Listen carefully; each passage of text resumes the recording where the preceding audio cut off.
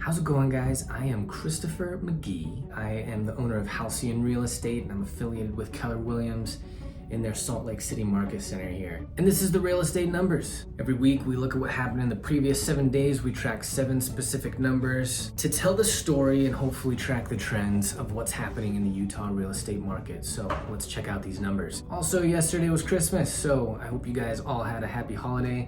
And I hope that whatever I say here today, if you're interested in buying or selling real estate in the very near future, looks good for you. Well, let's check it out. Our inventory, our number of current actives currently sits at 8,402. Our average days on market is 59. The difference between our average list price and our average sold price is $15,120. The number of properties sold on our MLS system in the last 7 days was 353.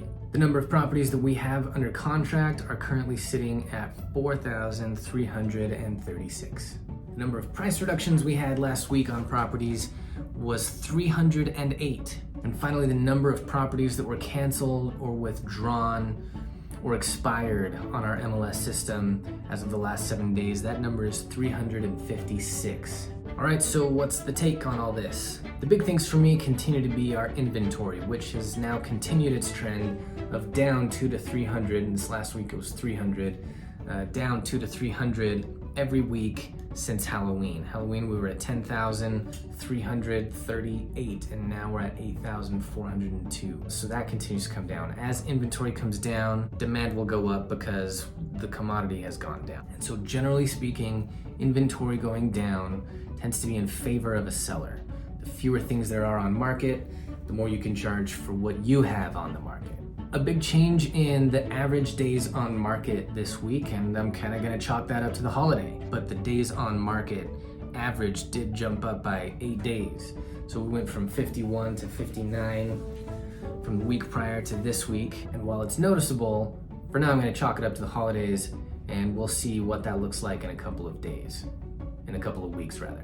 Other things I'm looking at are the difference between our average list price and our average sold price. That's come up about $2,700 from the previous week, but really about $300 up is all from the average that we've had over the last 10 weeks. But what's interesting is looking at all of these things in juxtaposition with each other, right? So the average list price versus the average sold price is what it is.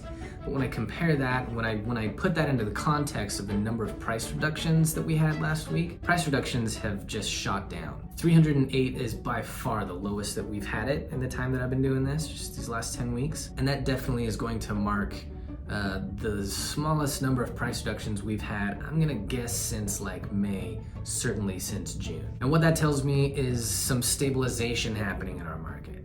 This race to lower prices is stabilizing when we've only got 308 of them on the market in this last week, as opposed to the 550 the week before that, 780 the week before that, 1,100 and up to 1,600 in the weeks before that. So just 308, that looks good for sellers worried about having to constantly chase the market down. It's looking like that is stabilizing. That's my takeaway for this week's numbers. Some numbers staying roughly where they've been, some numbers showing a trend either up or down, and some numbers changing with what we think is a change in the holiday season.